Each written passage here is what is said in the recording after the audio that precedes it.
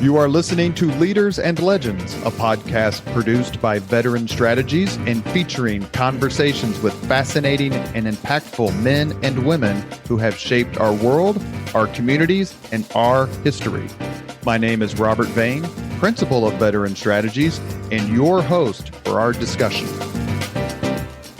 You are listening to Leaders and Legends, a podcast presented by Veteran Strategies, an Indiana-based public relations enterprise, and sponsored by Garmon Construction, Leaders and Legends LLC, the Grand Hall and Conference Center at Historic Union Station, the McGinley's Golden Ace Inn, and NFP, a national insurance broker with strong local content. Our podcast is featured on the All Indiana Podcast Network in partnership with Wish TV. You may find Leaders and Legends at allindianapodcastnetwork.com. Thinking of starting a podcast or need to host a public meeting? Let Leaders and Legends LLC be your partner as you look for new ways to communicate your message. Please contact Chris Spangle or me at leadersandlegends.net. And as always, all our podcast interviews are dedicated to the legacy and generosity of P.E. McAllister. Thank you for joining us on the Leaders and Legends podcast. And we have very ridiculously fulfilled both names of this title. Our guest today is Laura Steele. I'm not going to waste a time with an introduction. I'm going to just say we've been trying for months to make this happen. Yes, we have. She's very generous with her time coming down here to the Channel 8 All Indiana Podcast Network studios. You know her from social media. You know her from television, the Indianapolis 500, radio, obviously, emceeing events like crazy. I love emceeing events. It's one of my favorite things. So we're going to get right to it. Mm-hmm. What song did you listen to on the way here from your house? Yes, Leave It. An 80s classic. I love prog rock. Genesis, yes. I talk radio as well. So I'm one of those. I'm all over the place. I do satellite radio. I love local radio. One thing I don't do is pop in my own playlist. I've never made my own playlist. I mean, on the radio, I'm playing songs that I love, but I don't have a playlist in my phone. Have you ever been approached to be a Sirius XM DJ? There was discussion about it on one of the channels. It's tough to get in. Once you're in, you're kind of locked in, and if you're not, you get let go, and then there's really not. They're using a lot of famous people or musicians to play like DJs on this channel. So you'll hear the Beatles channel with maybe John Mayer giving his favorite Beatles songs for an hour, and it's not easy to get in there. I've thought about it, but I do really, really like local radio a lot. So sitting in your very seat. Well, actually, no. Sitting in your seat was Jim Shella. Sitting in my seat was Debbie Knox. I love Debbie Knox. Both legends. I was over there at the kids' table conducting the podcast. How big a role, and we talked about this because Shella has mentioned several times I have mentioned several times about my mother, God rest her soul. Me too, with mine. Crush on Jim Shella. Oh, she loved herself my some mother, Jim Shella? at one point, this is a true story. My mother told me at one point while watching Indiana Week in Review, and I was scoffing at something that was said, "Would you please shut up? I'm listening to Jim Shella's eyes." You listen to his eyes, Mom. So Mom sounds like a flirt. Mom was also in the Marine Corps, so when she told me to shut up, I took it literally. You did shut up. How does and Debbie, obviously an incredibly attractive woman who's just wonderful in every way. We talked about the necessity of that sort of look, sex appeal, that genre of well, television for sure. You feel like you have to look good, but I don't believe you should have to feel that way. Keep going. You've anticipated my question. Okay, so I am in my late 50s. I'll admit it. I have no problem. People say, don't say how old you are. God love her. Patty Spittler, who's a very dear friend. I love my Patty Spittler. But I don't know who I was with, and I gave my age, and she goes, don't tell people how old you are. And I said, Patty, I'm really proud to be where I am in life, and I've I take care of myself. I'm a big napper. I love sleeping. I make sure I get 8 to 10 hours of sleep. If I don't get the 8 to 10 hours at night, I'm a night owl. Then I make sure I get like a 3 or 4 hour nap. But the pressure is definitely it's a tough thing. You feel like, but there are a lot of people on TV who wouldn't consider themselves like, the most handsome man in the world or a beauty queen. You don't need to be beauty comes from the inside, in my opinion. But so much of, and you tell me to go to hell. Okay. And I will. Okay. So much of... Aren't you already going? Point taken. So I guess I can ask whatever I want then, right, Alan? I mean, if I mean, you're already in. I think how much has social media changed the notion that you have to have a certain look? Because your social media account is so popular. It's so fun. You post quite a bit on I'm a selfie Twitter, girl. X. I know. I love my X. Is Twitter. that something that where you feel pressure? Like, hey, I got to maintain a certain image because of social media and the brand? No, but if I have like my TV makeup on and I feel good or I'm well rested, today I'm not well rested. Last night I did not sleep well. Didn't get my nap in today. Probably would have been about right now. So here I am. This is nap time. I'm falling asleep. I know it's a podcast. You can't see me. I'm putting my head down on the table. If you feel good, take a picture and you share it. Hey, I'm on the air today on WJJK and tune in and I'll have the microphone or I'll have an Eagles album artwork behind me or I'll have on a Woodstock shirt or something. And, if I feel crummy, I'll take it, but I'm not going to be putting crummy pictures of me out there. I want them to all be, I think we're all that way, but I'm at this point, I'm finding something very interesting. When people say hi to me or take pictures of whether I know them or not, or if it's at a Pacer game or if I'm just out or at a concert and can I take a selfie? Or if I see someone I do know I am connected with on my private Facebook page, I'm just like, tag me. Just tag me. And it used to be like, you would block, there would be something you could do to have people not be able to tag you or you preview it before. I'm just like, screw it. Just tag me. You know what I mean? If I have my eyes closed, which sometimes I probably do, it used to be when it started in the beginning and even, maybe 5 or 6, 7, 8 years ago or whatever, I'm like, I don't think I want that picture out there. But to get picky is just, at this point in my life, I'm just lucky to have pants on. I really am lucky to be dressed and have clothes on and after this, 30 plus year career. And so, but I try to look great. I try to look great and I try to feel good. But sometimes I look tired. Because I work hard and I'm a mother and a single parent at that, and that can be daunting in itself. So sometimes it shows in my under eye circles. Does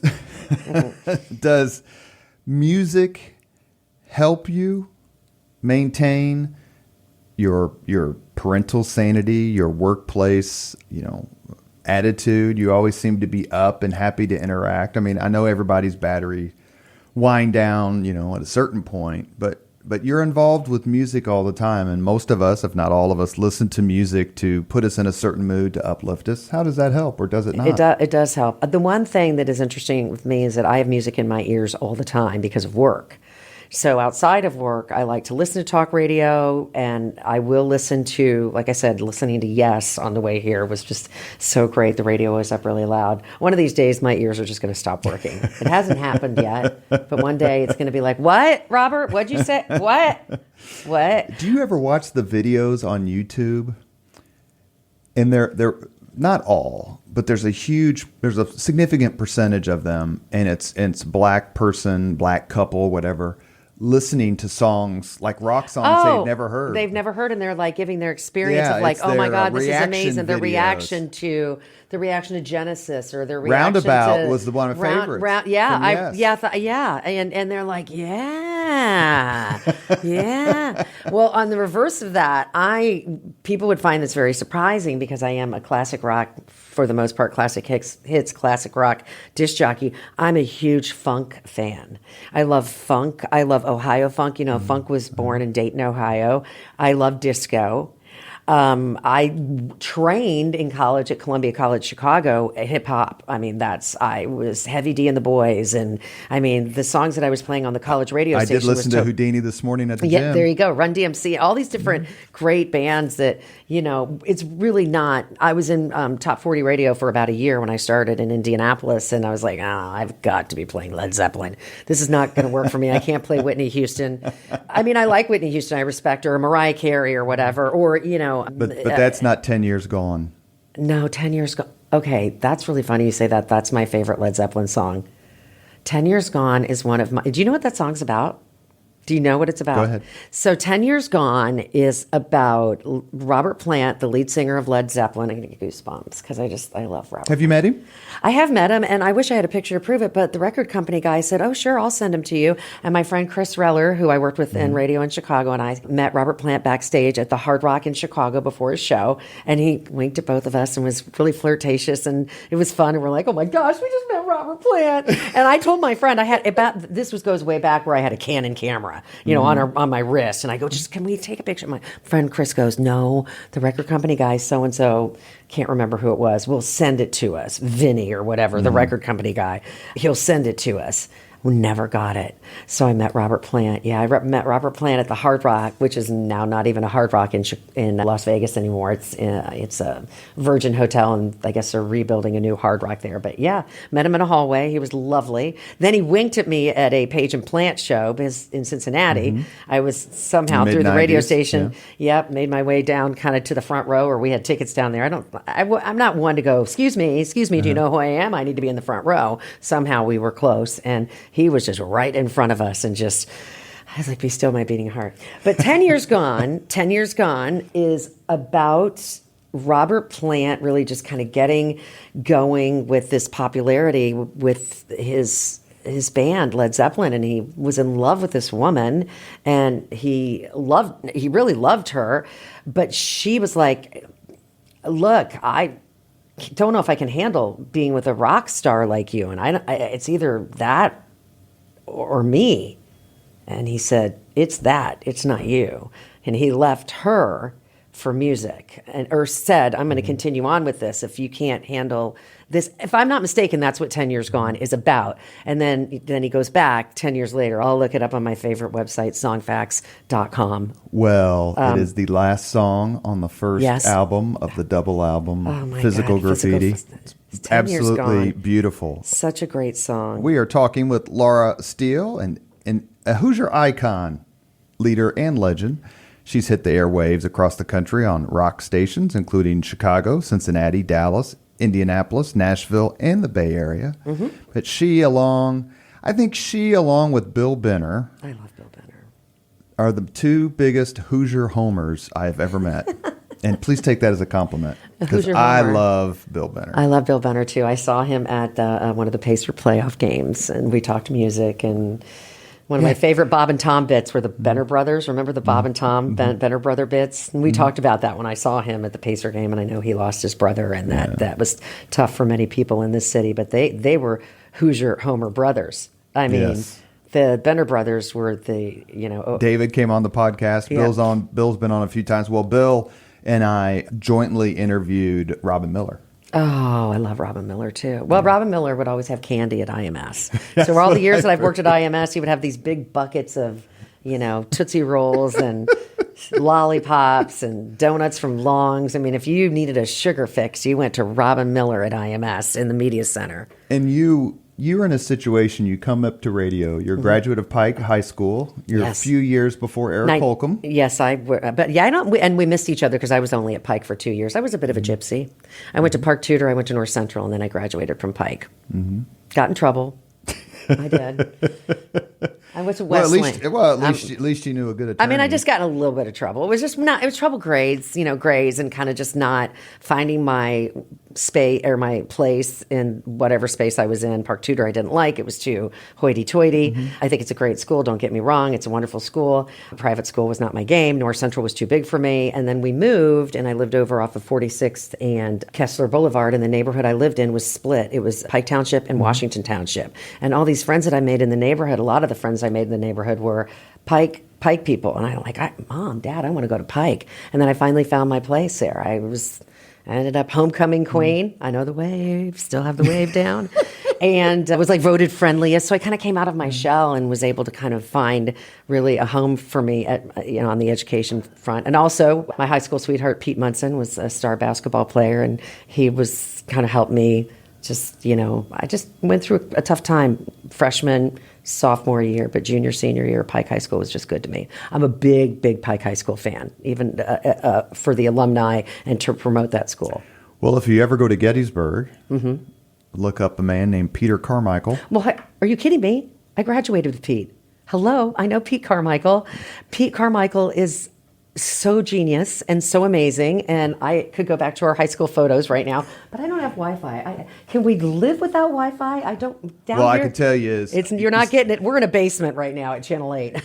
Our engineer and guru Alan Hall has the best head of hair ever, and, he does. And Peter Carmichael is right up there with him, and he's brilliant. He went through some health issues about brain cancer. Yeah, brain cancer about 15 years. It's been a bit. Beautiful family. Beautiful he came family. through it, and he's a complete genius. I love Pete. Pete Carmichael and I were in the same class, graduated together, and Pete Carmichael was good friends with my Pete Munson, who was on the basketball team, and just the one who got away, Alan. The one who got away, Robert.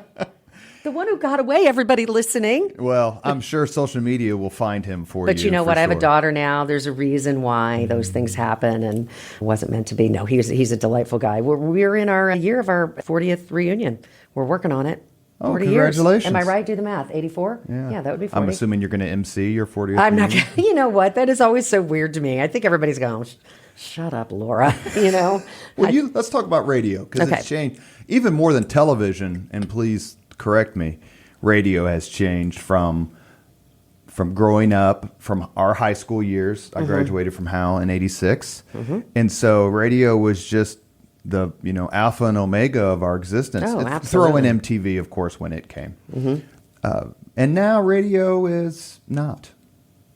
How do you navigate it, stay relevant, stay upbeat when so much has been automated? It's so corporate. And I'm not asking you to be critical of your employer or anyone like that. But I mean, I remember Adam Smasher. Yeah. In the 70s, and then those Wacker and Willack, I think, on WNAP, the WNAP raft race. And then obviously Bob and Tom came and changed the dynamic considerably. Do you mourn radio the way it used to be? I feel like I rode a really high wave on it, and the wave is not that high anymore. And so I feel blessed and grateful that I was able to go through those great days. The 90s for me in radio were just epic. I worked in Cincinnati at a station called WEBN, and it was just Cincinnati's a pretty conservative town, and we pushed the envelope like you wouldn't believe. I mean, it was just a cast of characters. I worked on the Dawn Patrol. I did middays thereafter. I came back and then did the afternoon news. So I was just the news sister, Laura Steele, and it was just so much fun. And radio has really been fun. I still think it's fun, and I still think it's viable. I think what is happening is we're just dealing with technology, and the young kids aren't turning on the radio anymore. So what do we do? What do we do? What do we do if my daughter gets into a car and says, I just need to let you know, Mom, I know you're in radio. Dad's in radio too. The last thing I do is turn on an FM radio station. I cannot remember the last time. I did. Oh, I listen, but then I'm in it. So sure. I do. But I didn't have my car for a few weeks because my daughter got in her first accident. So, and yeah, right. Everybody's okay. And so I had a rental, and the rental did not have satellite radio. So I'm big on going local satellite talk, and I will bounce around. The channel I really like on satellite radio a lot is the Groove channel, which is channel 50 or 51. And it's like the Ohio Players, Parliament, Funkadelic, and like just the Bar-Kays. And I love that channel. I like the yacht rock channel too, but I also like the 70s. But when I turn on the station that I'm on, which is WJJK now, 104.5, I mean, there's some really good songs on there too. We played a song yesterday, I had it on, and it was Somebody by Bryan Adams. I need somebody. It's a rocker. And I turned it up, and I'm like, yeah. But it's just technology has really changed it. These kids can make their playlists on their phone and just plug it into the car now. I mean, how many cars have cassette players now if you're getting a new car? None. Actually, I sent my brothers and sisters who are all they're 7, 9, and 10 years older than I am. The Ford Mustang that had the first optional 8-track player. Oh my goodness me! Yeah, installed when you bought the car. Yeah, I had 8-track players in my car. What song did you dance to at the prom? What song did I dance to? Your senior prom.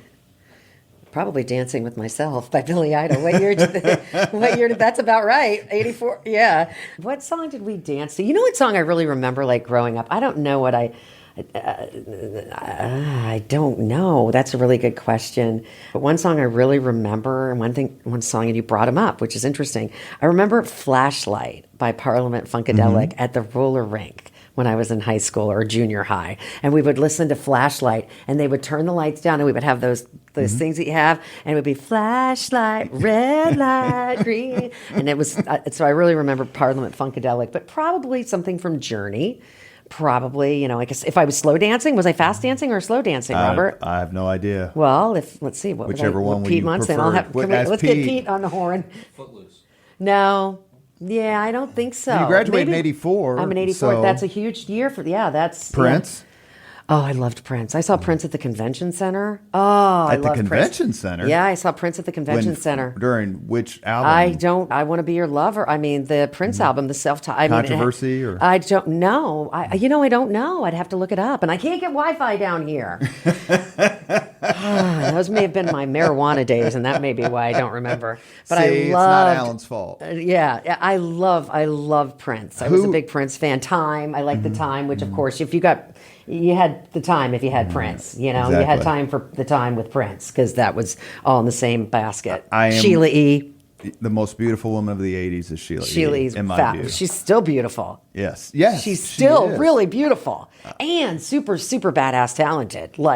Yeah, her dad was like the drummer for Santana or something. Yeah. It was connected. There was some somehow. connection there. Yeah. I am currently wearing an Eddie Van Halen for President T-shirt, which I stand by. Yeah. My candidacy endorsement. Yeah. What about Joe Walsh? Yeah, Joe Walsh. What about president. Alice Cooper? Did you? I want to be elected. And then Joe Walsh was Vote for Me. You Vote don't remember? for Me. Yeah. Mm-hmm. And so how was it to meet, for whatever reason, whether at the studio, at the concert hall, you mentioned Robert Plant, have there been other people you'd really like to meet? You've met them and they've come up to expectations, and I won't ask you who didn't because that's not the real temperature of the podcast. We want to be happy here. But can you just think of someone who's just incredibly nice? Because you read stories that there are some folks who just don't want to be bothered. Mm-hmm. This is what I do for a living, but I'm going to go, I need to be alone. And I respect that. Yeah. And then you have people who are just off the charts, nice, kind. Yeah, I'll sign whatever. Yeah, I'll take a picture. I'll do these things. Well, Dave Grohl is just the king of kind when you meet him. And I met him in a stairwell in Park City, Utah, at the Sundance Film Festival, and it was for his documentary Sound City Studios. And I got the last ticket to watch the premiere of it, and it was like 7:30 in the morning in a library. If you go to Sundance Film Festival in Park City, you see movies all over the city. It could be in a church, it could be in a temple, it could be in the basement of a library, it could be in a high school, it could be in a park. You see movies all over the city. And so the one movie that was there that year, the documentary was Sound City Studios, about the sound studios that Dave Grohl did a documentary about, and I got the last ticket, and I'm like, oh my gosh, I got the last ticket, and I'm running down the stairwell, and I hear this voice behind me, and he's going, okay, so they don't know I'm going to be here to announce it wasn't known that he was going to be there and like say, okay, here I am for my movie and going to announce it. And it was Dave Grohl like 5 steps behind me, and I turned back really slowly, and I went, oh, yeah. Hi, Dave. My name's Laura. Oh my gosh, I know you're going to announce. And he goes, yeah. And he goes, top secret. I said, well, I'm a disc jockey, and what you are going to be discussing and what this documentary about, it's about how the making of music has changed because of technology and all the different changes that music went through. I said, I'm in radio, and I'm going through the same thing, and so I find this so interesting. Really? I said, yeah. It's actually they came into the studio in the 90s and had a CD to put into the CD player at the station I worked at in Cincinnati, and it was Nirvana, and it never had been played on the air in Cincinnati. He goes, you're me. I mean, he was fascinated. He stopped. He's got this group of people. They're rolling their eyes like this girl is holding us up. But he wanted to stop and chat. Mm-hmm. So we got a little cute selfie, and it was a great moment. It was a 4-minute conversation, maybe 5 if I was lucky. That's incredible. And it was pretty cool that, I was able to tell him that I've played his music on the radio for some 30 years. Well, you mentioned, you led me right to my next question, which is, what did you think as a classic music fan, and we basically grew up in the same era. I was lucky to have older brothers and sisters, as I mentioned, who would bring home Abbey Road and Toys in the Attic and Led Zeppelin 4, right, where I'm 6, 7 years old, and that's what we're listening to. So that was my music education, for which I'm grateful. But then grunge hits in the early 90s. That's when I was at EBN in Cincinnati, the station that was just fabulous. What was your thought on it? Oh. Because it obliterated the careers of many, many 80s successful acts. So WEBN was the lunatic fringe of American FM, and it was the station that really launched a lot of these grunge bands. Stone Temple Pilots, Bush, Alice in Chains would have been my next one, Nirvana. I loved it. I mean, it was just like, whoa. Even the Toadies, bands like bands like the Toadies. The station just sounded so good. I don't think it ruined because what you're saying is it ruined some of the classic rock bands. What I remember is Bret Michaels from Poison talking about something, his career, and he goes until grunge came until Kurt Cobain came along and ended my career or ruined my career or something. He didn't even say it like bitter. He just acknowledged that fact. Grunge took over big hair band 80s, that wave of the big hair band 80s, and we shifted into that era. Could be. I've never really looked at it that way, because what we would play at EBN in Cincinnati, which was one of the highest rated stations in the country, we'd go from Bush Glycerine into Led Zeppelin Black Dog, maybe into a Poison song from the 80s. So we'd mix it all up, and people just loved it. They just loved it. So I don't see that grunge, was the demise of big hair bands. But maybe, I guess if Brett says so, maybe. I guess maybe if Brett says so. He's taking next year off. Did you hear that? Brett Michaels, who's had a lot of health issues and is very open about it, diabetic maybe, or he's got some issues. And he said not too long ago, guess what? 2025, I'm out. Now maybe he'll come back. Sure. But at this point, at our ages, it's like if you go out. He's got to be about our age. Yeah, I think he would say he's our age. I'd look it up, but Alan, I can't get Wi-Fi down here in the All Indiana Podcast Network dungeon. How am I to survive? How am I to live? You never asked for the password. You are listening to Leaders and Legends, a podcast presented by Veteran Strategies, an Indiana-based public relations enterprise, and sponsored by Garmong Construction, Leaders and Legends LLC, the Grand Hall and Conference Center at historic Union Station, and the McGinley's Golden Ace Inn. Love sponsors, by the way. I love sponsors. Our guest today is Hoosier Homer. I'm not a leader, Steele. by the way. I'm a follower. Yes. You would think I'm a leader. Really? Considering how many people follow you around at sporting events and various other things? Thank you. I'm on Wi-Fi. I got to go. No, I'm just kidding. No, I don't feel like I'm a leader. Like I could never be a manager of a radio station. I'm terrible at managing again, as I said earlier, I'm lucky I have pants on. That'd be a great podcast if it was a video one. Your charity work refutes what you just said. Oh. Is there a particular Hoosier leader and or legend you particularly admire? I've got a lot of Hoosier leaders and legends who I admire. I'm going to start with Pops. My dad. My dad's great. My favorite story about my dad and my career, I don't know if I've told you this before. Say who your father is. Okay, so my dad's Buddy Yosha. He's an attorney in town. He is. There were things said in the 80s when he really was at his prime that you do not want to be across the courtroom from my dad because you're going to lose. My brother now is an attorney. So I have a brother who's half my age, who's 30, or 31, just turned 31, and he's now an attorney, so he's kind of taken over. But Dad, at 87, is still with us and looking over. He's got his legal pads out, still looking over. He's assists my brother. He looked handsome in the white pages. He had the big ad. Oh, he had the big ad, and he was never on a bus, but he always did the white pages, and he never did TV. He was against, I don't know why he was against TV, but he was a litigator. He was a personal injury. He never did really medical malpractice. Maybe because some of his friends were doctors. I don't know if that's why. But he is just really a great man. One of my favorite stories about my dad and my career is that his nickname, he's got a nickname, Buddy. But the first job that I had was at ZPL in Indianapolis. And the program director at ZPL, Don London was from the East Coast. And when I went to meet with him, I was still living in Chicago, Columbia College grad, and I don't even think I'd graduated yet when I took the job at ZPL. It was the graveyard shift, seemed perfect to me to get my toes wet. And so I'm sitting across the table like I am from you now, and my boss to be, Don London, says, we'd love to hire you. Your last name is not going to cut it. Your real last name. And he says, I used to listen to a gal named Allison Steele in New York City. They called her the Nightbird. And she was on in the 70s, and she would play 10 Years Gone. She would play Led Zeppelin, the great, wonderful album cuts, album orient, AOR rock, as they used to call it. Nights in White Satin. Nights in White Satin and long versions, so she could go get a snack or go to the bathroom or whatever she needed to do. And her name was Allison Steele, the Nightbird. And he says, I love the name Steele. And he says, I want to name you. You can keep your first name, but I want to name you Laura Steele.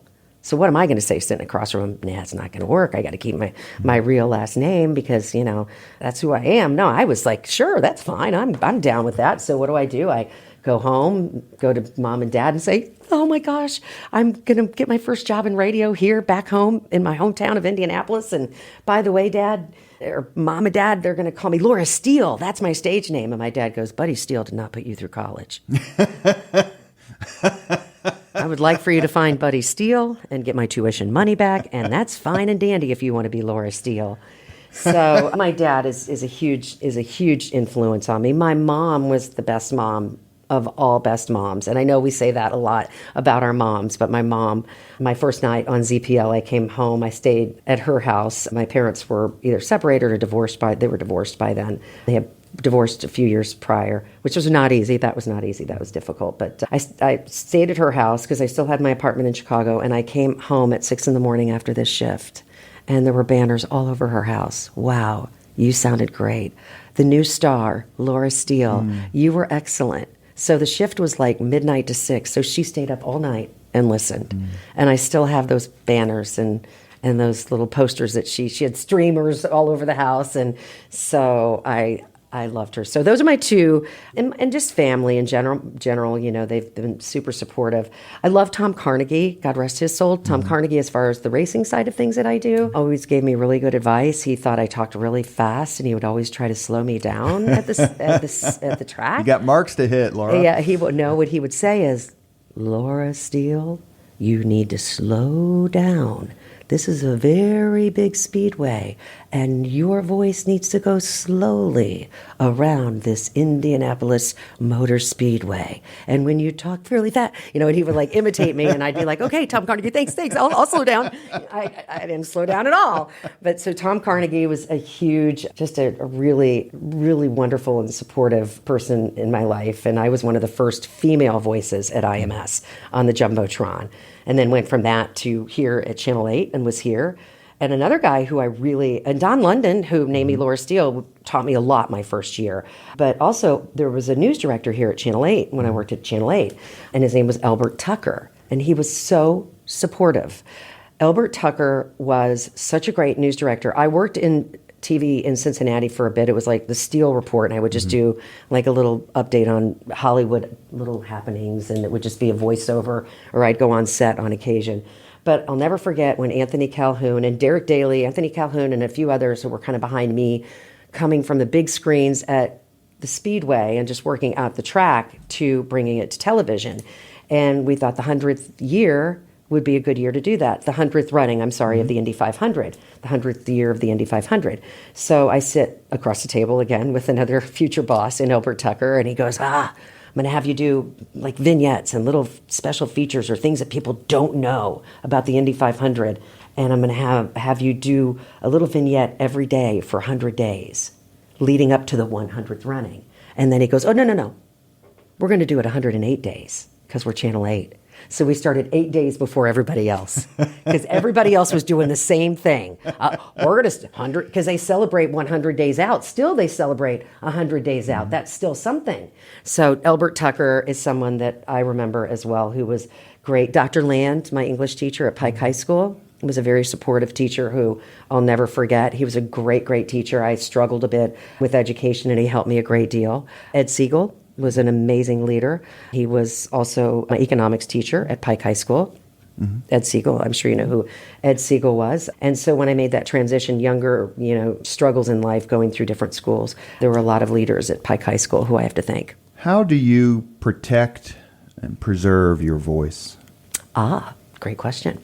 I don't smoke. I don't drink. Isn't that a song? Don't smoke, don't drink. What do you do? Goody Don't Two smoke, Shoes by don't Adam drink. Ant. Yeah. Featuring the Bond girl. Oh, yeah, that's right. That's right. I had double vocal cord surgery. And I had nodules actually in college before. Well, I already knew I wanted to do radio. I talk a lot, so I have, vocal issues. And in my younger years, I would go out and go to concerts and go party and, drink then and maybe partake in other things, just nothing major, just a few other little things maybe that drinking really was probably the most. But anyway, I don't want to start giving out all these things that I did that were wrong in my past. But let's just say I partied, and I would wake up in the morning with no voice. And so we went to an ENT. My mom took me to an ENT. This was in college, and they said, "You've got nodules." So I had my nodules removed once on one side. Then the year that I was honored by my college in Chicago, Columbia College, I was out the night before celebrating that I was going to be an alumni of the year the next day, speaking to the graduating class. I get up on the podium. I have no voice. Here I am, a radio personality, being, honored as an alumni of the year, the first radio personality to ever be an alumni of the year at Columbia College in Chicago, and my voice is cashed because we went to bars up and down Rush Street the night before. Can't do that. So I went back under the knife and had double vocal cord surgery. Dr. Euclid in Carmel, Indiana, saved my career. Literally saved my career. They thought they were just going to do one side. They did both sides. So after that, I said, I'm not going to do anything that's going to ruin my voice, and I'm going to shut up. And you know how I shut up? Siesta. I take a nap. I try to sleep every day or just shut my eyes and shut my mouth. Turn my phone off and don't talk to people. Because even talking to you for this long, I'll probably be a little bit more raspier tomorrow. I'm going to the swim trials whenever this airs or runs. I don't know time-wise. That's I know, all right. Yeah, I know time stamping it, but I'm going to go to the swim trials tonight, so I'll probably be screaming and yelling there. And I'm supposed to go see Little Feat tomorrow night and Los Lobos, and I got a lot going on, and you have to just balance, and it doesn't sound like I'm balancing with that schedule there. No wonder you're such a fantastic texter. Now I know why. Let's talk we're going to keep you for a few more minutes. I don't even know what time it is. We're good. That's fine. We're perfect. Eddie Trunk, Who I follow on Twitter, X, and love what he's doing for rock. I'd love to have him on the podcast. He's talking about something that seems so nice, so engaging. He is on a crusade against musical acts. Rock and Roll Hall of Fame and Museum. First off, that's a joke. Okay, I thought that's where you were yes. going. Is that where you were going? No, Okay. but yes, you're right. Okay. And the fact that it took Rush all those years to get in is stupid. They ought to just dismantle the place. Anyway, moving on. Oh my gosh, we definitely about acts who don't sing live on tour and in concerts. Okay. They're lip syncing, it's auto-tuned, it's whatever. Well, I mean, we're not talking Milli Vanilli. No. But he is. What do you think of that? You're at concerts all the time. And people, there's a lot of people who say, we used to clap, now everybody's, looking through their phones and recording. It's not the way it used to be. How have concerts changed and musical acts? Concerts are huge right now, so the business is thriving. So there's that, whether they're lip syncing or not, people are going. I didn't know that about Eddie Trunk. I didn't know that he's real anti. I mean, I'm anti lip syncing. Who isn't anti lip syncing? Exactly. I mean, what band is? I'm just not even familiar with this crusade. I just know. If you follow him on X, you'll see he gets really upset. I'm pretty sure now that I have Wi-Fi. Let me see what Eddie's talking about today. We need to get Eddie Trunk on the show. I'm pretty sure he's one of the ones who's like. But I think he also says, let's congratulate the class for the Rock and Roll Hall of Fame Museum. No, I think concerts it just depends on who you go see. I mean, come on, James Taylor the other night. James Taylor just sits there and sings with a guitar and backup singers and a few other musicians. And, it's as pure gets. Then there's me taking my daughter to see Taylor Swift in Madrid a couple weeks ago. And there's fireworks going off and, backflips and, dancing. But I think Taylor Swift's epic. I mean, she's amazing. So it just depends on who it is, don't you think? I mean, it just depends on.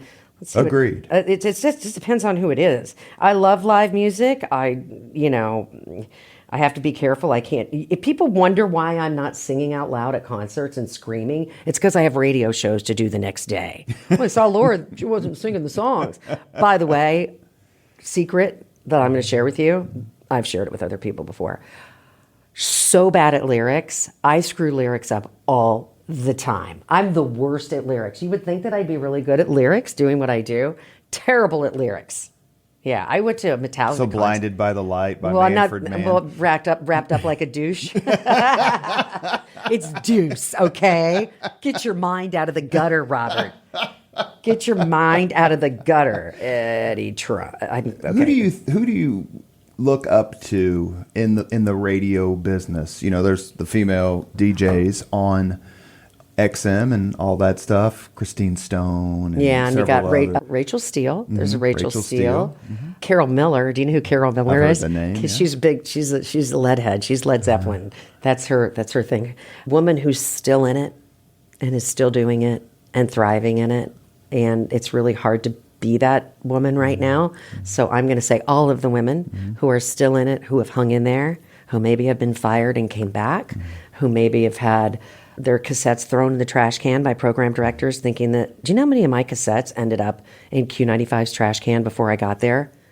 Chris Wheat, God rest his soul. God rest his soul. He told me when I was hired at Q95 that a few of mine were in the trash can, that they just tossed him. And he tell you why? He was a hell of a racquetball player. That's what I could say. Yeah, Chris Wheat was the leader at Q95. Mm-hmm. He was Chris Buck. Wheat. He was definitely a different breed there, but we loved him so much. But really, who do I look up to? There was a gal on the air in Chicago, and I don't even know where she is now, but her name was Debbie Alexander. And she always just had this super amazing passion about music. Like, if you listen to me on the radio, I'm going to say to you, you have made the right choice to listen to what I'm playing right now. Doobie Brothers' Long Train Runnin' is a badass song, and you just had it cranked up really loud, didn't you? These are the way I talk. And it's like I'm sitting next to you in the car, and Debbie Alexander had that. You felt like you were sitting next to, she was at CKG, which is where I interned as an intern in Chicago. And Debbie Alexander, I really looked up to. I don't know if she's working. There was also a gal named Patty Hayes in Chicago. So as I was being educated in Chicago in the radio program at Columbia, I was in the third market in America, the third largest city in America. Terry Hemmert is a radio personality at XRT in Chicago. And if you look up her name, you'll see she's just a legend. So again, these women who, kind of paved the way for women like me, but also the women who are still in it like me. And for the women who are not in it and made that decision to get out. I respect them as well, because some just said, screw this. This is same with TV. Yeah, this is hard. Changing too much. It's hard. The one thing that I want to make sure before we let you go, we get to the 5 questions where we ask everybody the same 5 questions. I'm scared. Is what was your thought when MTV hit? Okay, so MTV is what made me do what I do. I mean, I'm in radio because of MTV. Go ahead. So quickly, I'll make it quick. I was studying fashion in Chicago before I studied radio. Oh. And the reason why I studied fashion is because of MTV. And I loved clothes and I loved music. And I wanted to be like a set designer for MTV videos, like Pat Benatar, The Shimmy, and Love is a Battlefield, and all the girls behind her, Thriller, whatever. I wanted to be... that was kind of like, okay, I love MTV. I was really obsessed with the music and the visual part of it, but really obsessed with music. I've always been obsessed with music since I was a little girl. And so I lived on the campus near Loyola at Mundelein College in Chicago because the International Academy of Design and Fashion didn't have any dorm rooms. And so I was the only one with a car. So I would always get our friends in my car, and we would go to Rush Street with our fake IDs. Did I say that? With our fake IDs to go have a cocktail or meet boys. And I would turn the radio, or my probably then cassette player. I would turn my cassette on and I would go, okay, you guys have got to hear the song. And the one song that sticks out is Eyes Without a Face by Billy Idol. I always thought that was the coolest sounding song. I loved it. Or a Van Halen song. Or maybe even a Prince song. And so I had the best sound system. Like I always souped my cars up. I had the most souped up. So one of the girls in the car said, as we're making our way down Lakeshore Drive, you need to be a DJ because you're always telling us what songs to listen to. So I went from thinking that I was going to design clothes for MTV to calling my dad literally that next morning, I don't want to go to fashion school anymore. I want to be a DJ. And Buddy Steele said? Buddy Steele said, we're going to find you a good school. And he found Columbia, where I was an alumni of the year at Columbia College years later, and with no voice in front of the graduating class. How awful was that? Did you have a favorite video or two? I love that Pat Benatar shimmy video. I thought that was great. I think that Peter Gabriel had the best. Peter Gabriel had the best videos. Sledgehammer? Oh, great video. I mean, he just had so many great videos. And to me, the greatest is Beat It. Not only because, obviously, for President played the guitar. Eddie Van Halen, but it had two things that I believe were the first.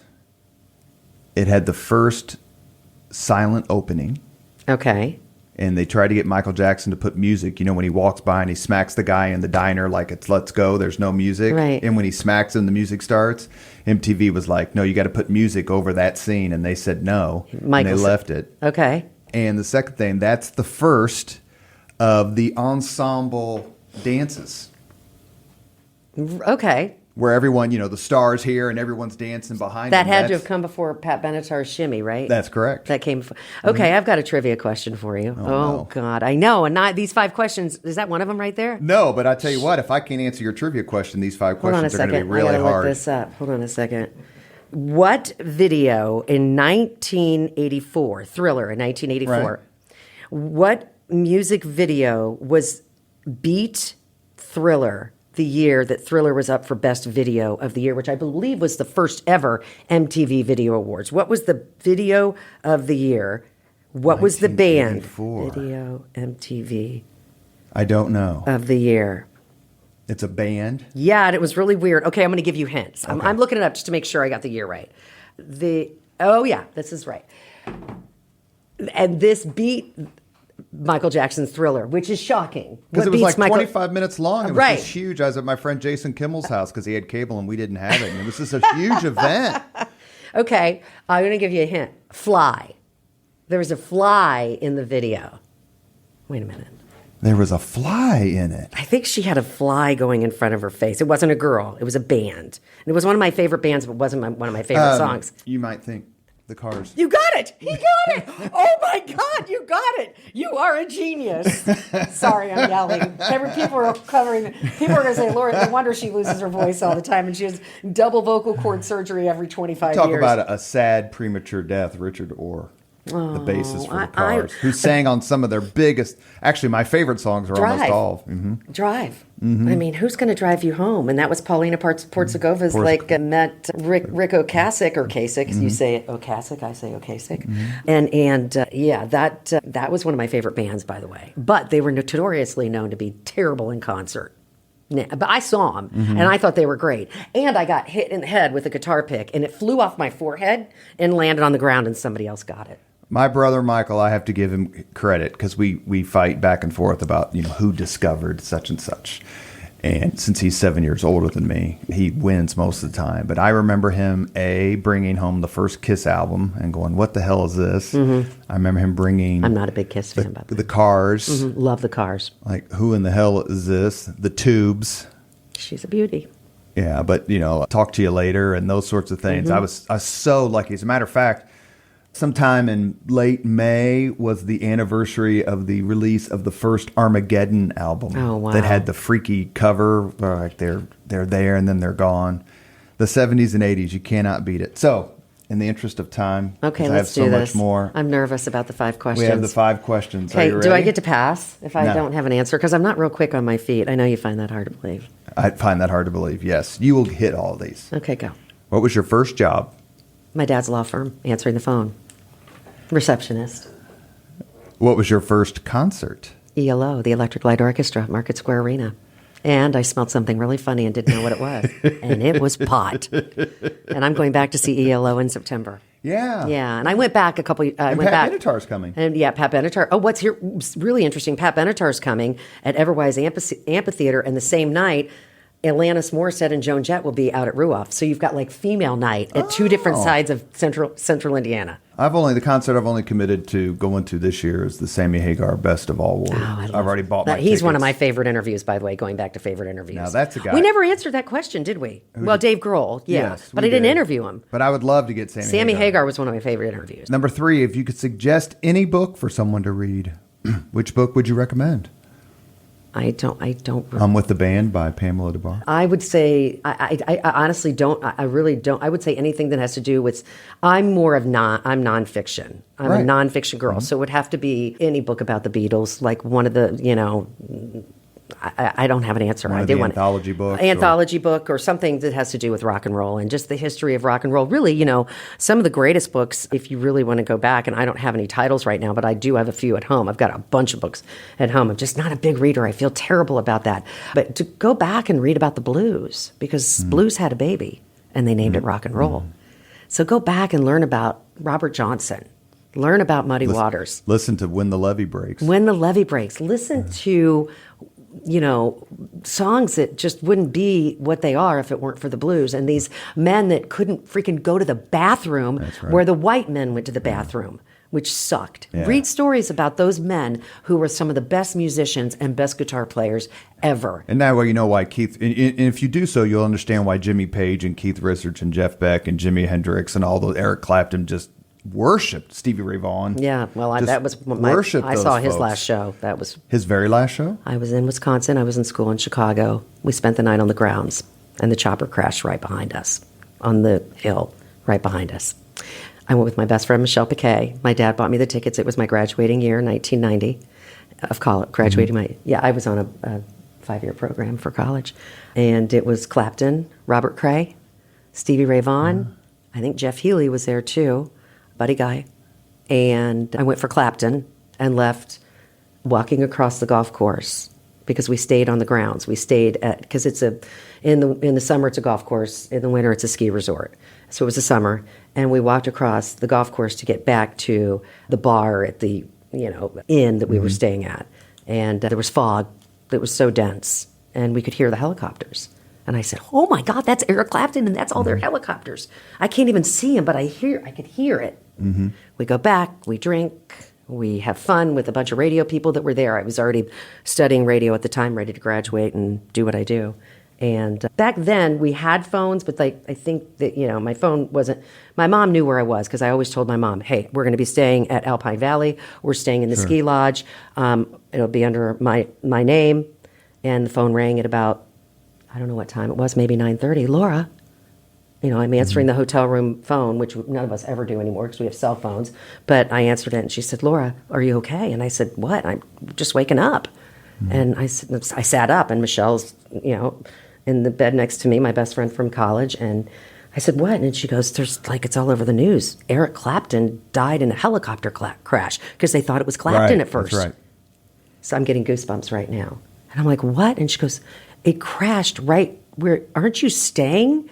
So I open up the shades to the hotel room, and there were helicopters above, circling over, and it literally, his chopper crashed on a hill that we could see from our hotel room. We had no idea. No idea. So then we go to the front desk, freaking out, and there are reporters, and there was one reporter on a payphone, and he was from the Milwaukee Sentinel because he interviewed a Milwaukee Sentinel. Is that the newspaper? That sounds right. Yeah, and he's Journal Sentinel or something Journal like Sentinel. that. Yeah, and he's standing there, and I'm like kind of listening in, and he goes, "It's like quote unquote the Buddy Holly story. Who got on? Who was on it? They think they found Eric Clapton, and he's okay. So who was on it? Who's on that?" Well, then we see the hearse go by. So it was horrible. It was literally, I could cry right now. It was really one of the worst memories of my, just because here we see, we literally walked away going, okay, Stevie Ray Vaughan is from another planet. He was wicked good. And so then the hearse goes by and we're just numb, And we drive back to Chicago. And I had said I'd never go back to that place because I saw the Stones there about a month before and it rained and I like slid down the hill. I came back a muddy mess. And I said, if we come back, we're spending the night. I'm not driving back muddy. So that's why we spent the night. And yeah, so as it turns out, we saw the last show. And so we went back and all the Chicago stations then finally got wind that it was Stevie Ray Vaughan. So it was all like the Loop, which was a station I eventually worked on for a bit later down the road in my career, was playing Stevie Ray Vaughan. And it was just awful. Beyond genius. Yep. Number 4. Sorry that I took that in a different direction. That's beautiful. It's like me talking to Tim Swearens about the biggest story you ever covered. Tim Swearens used to be the editorial page editor for The Star. And I'm just like, what's the biggest story you ever covered? He goes, well, down when I was a reporter down for the Miami Herald, I witnessed the execution of Ted Bundy. Those are the things that you stumble upon. Yeah. Oh, and wow. it's the electric chair, too. Oh, God. Number 4, if you could witness any event in history, be there in person as it happens, which event would you choose? Clearly not Woodstock, because I didn't like being muddy at the Rolling Stones show. Because everybody would say Woodstock. What event would I choose in... You know what? Probably Woodstock. I mean, I could deal with that. I would have been able to speak. I would like to say that I was there to say that I was there. But also, I think that Zeppelin reunion would have been really cool at Royal Albert Hall. Was it at Royal Albert Hall or was it at Wembley? It was at Wembley. It was Wembley. Well, it was Wembley for Live Aid, but it wasn't Wembley for their O2 show. That's it. That O2. Yeah, it was the O2. Let me tell you an answer I've had more than once, which may change your mind, even though it's your choice, not mine. Okay, go. I've had more than one person say to be on the roof. Oh, shoot, that would be amazing. Are you kidding me? For the Beatles rooftop concert. Oh, my God. I got a feeling. Oh, that would have been just epic. Oh, that's a good one. Okay, you changed my mind. Fine. Last question. If you could have dinner with anyone living today, 2 hours off the record just to chat, whom would you choose? Who would I pick? Robert Plant, because I want to know if he can find that picture that was taken of me with him backstage at the Hard Rock in Las Vegas.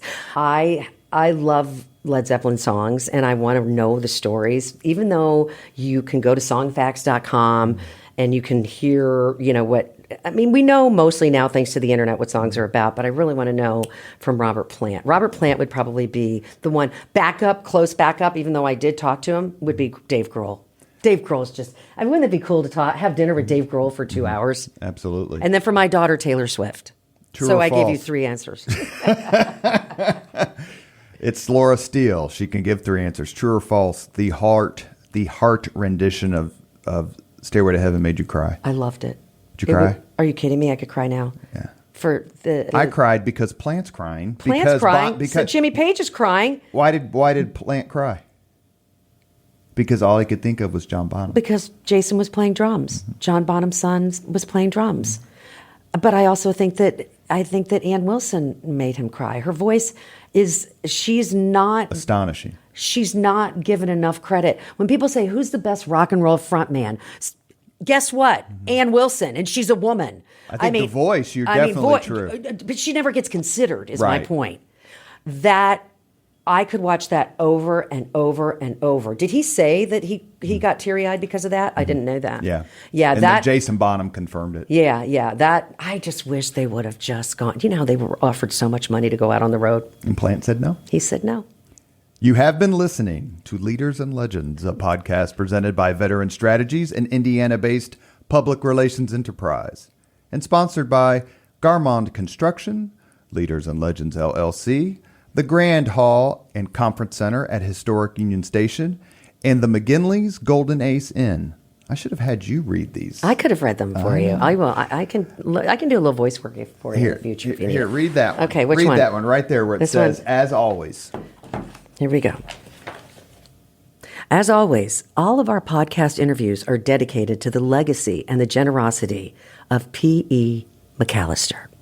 The greatest. The greatest. Laura, thank you so much for your time. It was everything I thought it would be. You're so generous with your time. You can see why everybody just adores you. Well, I adore you guys too. And appreciate. Thanks for the Wi-Fi, Alan. I wanted to be sure that you might think was right about the Video of the Year award. Come on again. I'd love to come visit. I feel like we just tip of the iceberg.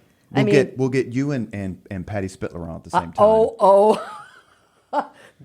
We'd have stories. It's a deal. And then she won't let me give my age though. Well, we've already known. Well, I'm proud. I'm in my upper 50s. You want to end this podcast? We'll do 1, 2, 3. We can say our age. Ready? We can say we love Patty at 1, 2, 3. Ready? 1, 2, 3. We love Patty. I'm 58. Thank you very much for listening to Leaders and Legends, brought to you by Veteran Strategies Incorporated. If you want to contact us about this program or our menu of public relations services, please send us an email at robert@veteranstrategies.com. That's robert@veteranstrategies.com.